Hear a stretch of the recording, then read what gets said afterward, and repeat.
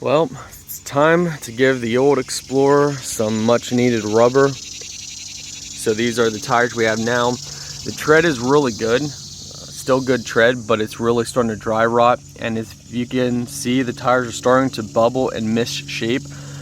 That's when you know it's time to replace them.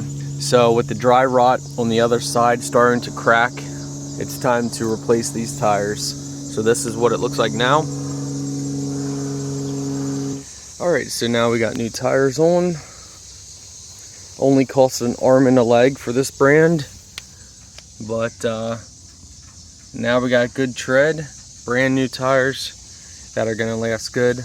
I wanted something similar to the tires I had on before. So this is what one of the 3 tires we priced out and we looked at.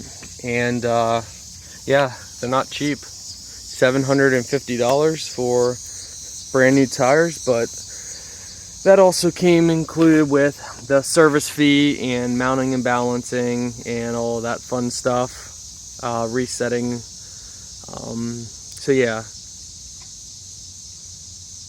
just all that stuff, but at least now good to go forever. So I believe we're gonna be having this Explorer for a while now. I don't like putting new tires on something and then getting rid of the vehicle, so we're gonna just run this thing for a long time to come, or at least until something major goes out.